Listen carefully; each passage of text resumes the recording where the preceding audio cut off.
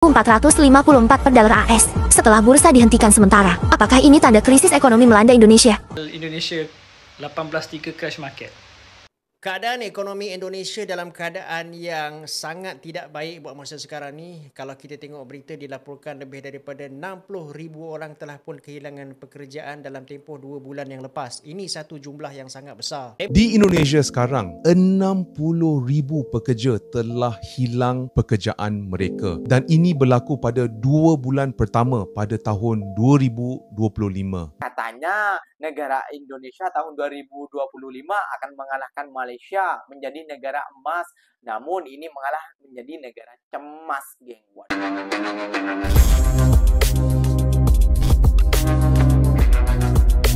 Assalamualaikum warahmatullahi wabarakatuh, geng. Berjumpa lagi bersama saya Iki. Gimana kabar saudara-saudara, sahabat-sahabat saya? Semoga kabar kalian selalu baik-baik saja. Dilindungi oleh Allah Subhanahu wa taala, dijauhkan dari segala bala musibah dan diberi umur panjang. Amin ya rabbal alamin. Oke, geng, seperti biasanya di video kali ini Ikinya akan ngereaction beberapa video yang telah di-tag maupun yang telah terjumpa di TikTok. Dan di video kali ini Ikinya akan ngereaction sebuah video tanggapan dari orang Malaysia tentang ekonomi Indonesia, geng, yang makin hari makin menyungsep ke bawah, geng. Ya, banyak daripada orang-orang netizen Konoha ataupun daripada oknum-oknum yang tidak suka dengan Malaysia. Katanya Indonesia akan mengalahkan Malaysia. Kayak gitu ya, geng, di tahun 2025. Namun, geng, faktanya bukan seperti itu, geng. Tidak mudah Indonesia berhadapan dengan cabaran ekonomi yang tidak stabil, geng. HSG lagi turun 7%, geng. Waduh, jangan sampai Indonesia seperti negara Kroasia bukan Kroasia, Romania, apakah gitu pokoknya negara. Kalian silahkan komen dekat bawah. Ikinya lupa tentang hal itu, tentang HSG nurun terus kayak negara bankrupt, inflasi besar-besaran, geng. Dan tahu sendiri ya, geng, ya, banyaknya karyawan-karyawan yang di Indonesia itu yang di PHK, geng. Waduh, gimana nih keadaan Indonesia? Katanya mau menyaingi Malaysia, namun seperti ini kita masih berada di bawah Malaysia, geng. Oke, geng, nggak usah berlama-lama. Tentunya kalian sudah penasaran videonya seperti apa. Jom kita simak bersama-sama. Namun sebelum simak, jangan lupa dulu dong, geng, sokong channel ini dengan cara apa? Subscribe, like, comment, and share-nya. Apapun benda, silahkan komen di bawah. Janji jangan bergaduh. Oke, kita simak dulu videonya. Let's go. IHSG anjlok parah, bursa saham dihentikan. Kembali ke masa sulit, IHSG jatuh 7% ke 6.917. Perdagangan saham di Bursa Efek Indonesia mengalami penghentian sementara atau trading halt. Ini adalah kali pertama trading halt sejak pandemi COVID-19. Hal ini dilakukan sesuai dengan surat keputusan Direksi BI perihal perubahan panduan penanganan kelangsungan perdagangan di Bursa Efek Indonesia dalam kondisi darurat. Penurunan ini disebabkan oleh daya beli masyarakat menurun, deflasi yang terburuk dalam 25 tahun, dan pendapatan pajak juga anjlok 30,1%, memicu defisit APBN 31,2 triliun rupiah. Investor khawatir ekonomi melemah, saham grup Barito anjlok, makin menekani HSG karena kapitalisasi pasarnya yang besar. Rupiah ikut anjlok ke 16.454 per dolar AS setelah bursa dihentikan sementara. Apakah ini tanda krisis ekonomi melanda Indonesia? Keadaan ekonomi Indonesia dalam keadaan yang sangat tidak baik buat masa sekarang ni. Kalau kita tengok berita, dilaporkan lebih daripada 60,000 orang telah pun kehilangan pekerjaan dalam tempoh 2 bulan yang lepas. Ini satu jumlah yang sangat besar. Tempoh 2 bulan ni melibatkan bulan Januari 2025 dan juga bulan Februari 2025. Perhentian secara besar-besaran ni, dia dikatakan melibatkan sebanyak 50 buah syarikat. Kalau korang perasan, sebelum ni saya ada buat satu konten tentang pemberhentian operasi sebuah kilang tekstil yang sangat besar dekat Indonesia ni, iaitu Sritex. Dan jumlah 60,000 ni antaranya disumbangkan juga oleh pembuangan pekerjaan oleh Sritex ni lah. Dan ada lagi satu perkara yang sangat membimbangkan pada saya, iaitu Indonesia setelah pun berhadapan dengan defisit pada awal tahun, guys. Defisit ni korang tahu kan, apabila perbelanjaan kerajaan lebih daripada pendapatan dia. Dan keadaan ini berlaku disebabkan kejatuhan di dalam hasil sebanyak 21% dalam tempoh 2 bulan yang pertama. Dan bila hasil ni jatuh, maka Republik Indonesia ni mengalami kekurangan dana yang mencecah sehingga 31.2 triliun rupiah. Kalau benda ni tidak diberikan perhatian betul-betul, dia boleh menjejaskan kestabilan kewangan negara tau. Dan kalau kita tengok dekat sini, logiknya adalah apabila banyak syarikat tutup, pembuangan pekerja berlaku, memanglah kutipan cukai akan jatuh, betul tak? Defisit pada awal tahun ni, dia sebenarnya adalah satu kejadian yang agak rare kalau kita tengok daripada perspektif makroekonomi, sebab kebiasaannya lah mana-mana kerajaan dekat dunia ni, defisit itu dia akan berlaku pada pertengahan tahun hingga hujung tahun. Biasanya awal tahun dia tak berlaku. Tapi dalam kes Republik Indonesia ni, keadaannya berbeza sebab awal tahun dah kena defisit dah. Jadi guys, kalau sesuatu pentadbiran tu pada awal tahun dia dah kena defisit dah, apakah yang kita boleh jangka akan berlaku seterusnya? Seterusnya adalah ada kemungkinan besar pentadbiran itu akan melaksanakan perbelanjaan yang berhemah ataupun berjimat cermat lah. Lagi satu, untuk menampung perbelanjaan kerajaan, Republik Indonesia mungkin terpaksa melaksanakan pinjaman yang akhirnya mungkin akan memberikan pertambahan di dalam hutang. Okey guys, apa pandangan korang tentang video ni? Cuba komen perihal Indonesia 18.3 crash market. Saya kan, bila financial market crash berlaku, benda pertama yang saya akan semak untuk tengok keadaan ekonomi adalah dengan melihat keadaan makroekonomi negara tersebut lah. Tujuan saya nak faham, kenapa berlaku crash market? Adakah kerana taking profit session ataupun sebenarnya masalah fundamental ekonomi sebuah negara yang sedang berlaku? Untuk semak makroekonomi, saya guna teori Fed, Federal Reserve. Mereka melihat ekonomi dari beberapa angle lah. Tapi saya nak fokuskan kepada dua angle yang penting, iaitu data inflasi dan juga data kuasa beli. Kalau kita tengok data makroekonomi Indonesia dari sudut pandang inflation dan juga kuasa beli, mereka memang ada masalah. Data yang merisaukan adalah data inflasi sebenarnya, yang mana data inflasi mereka jatuh menjunam.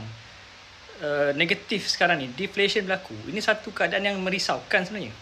Deflasi sehingga ke paras negatif. Kenapa berlaku tu nanti saya kupas. Tapi data semasa negatif. Dan bila saya semak, data jualan runcit mereka juga mengesahkan kuasa beli rakyat Indonesia sekarang hilang dengan ketara. Investor akan pull back daripada market equity, pasaran saham, kalau data runcit mereka, data inflasi dan data runcit mereka yang menunjukkan ekonomi sedang kontrak, sangat lemah sekarang ni, lost confidence sedang berlaku. Sebab ini isu pokok sebenarnya, isu pokok ekonomi sesebuah negara. Ianya berbeza kalau crash market tapi dalam keadaan fundamental ekonomi masih stabil.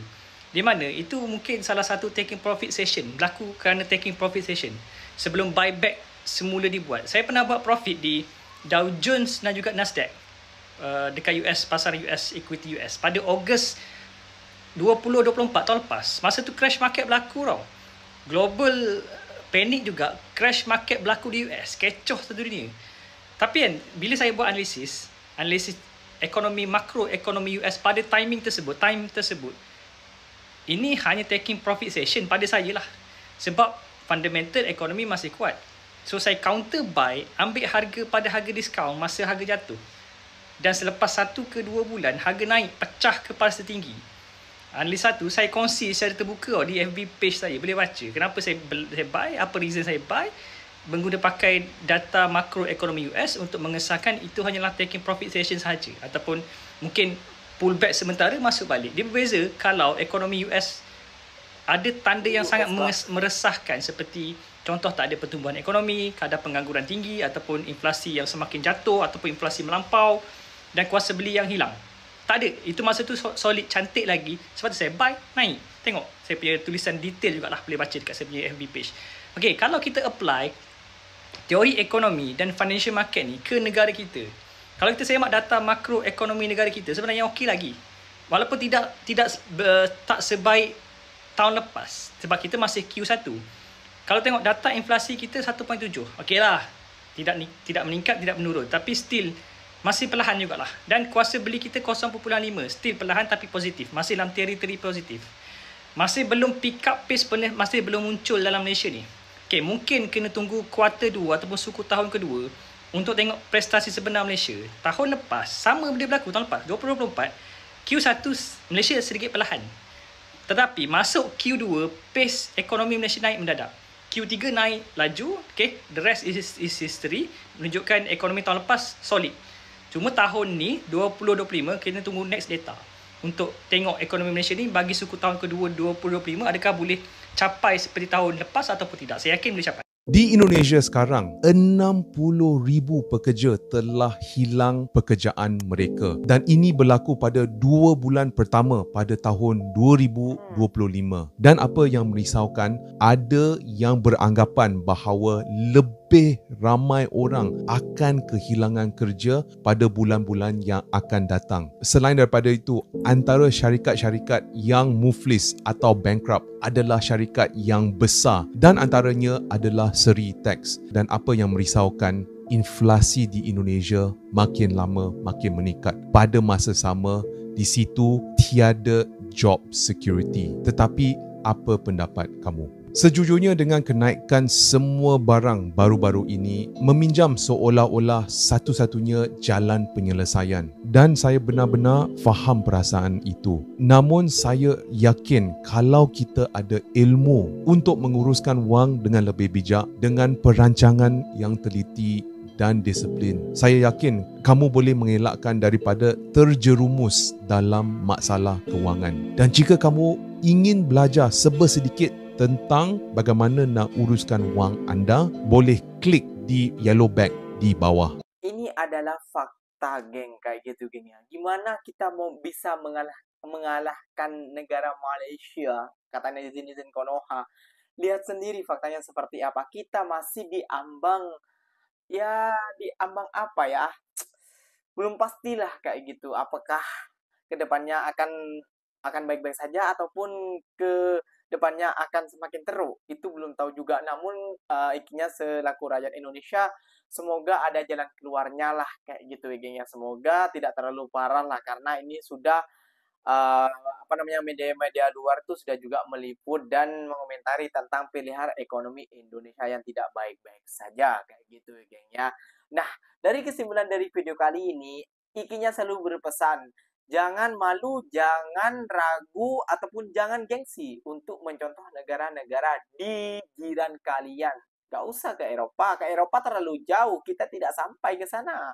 Kayak gitu ya, geng. Di negara-negara jiran kita yang dekat-dekat saja. Kayak gitu ya, geng ya. Faham dari segi itu. Wah, di Malaysia seperti ini. Wah, di Singapura seperti ini. Wah, di Brunei seperti ini. Wah, di Thailand, di Vietnam seperti ini. Kenapa kita di Indonesia tidak seperti itu?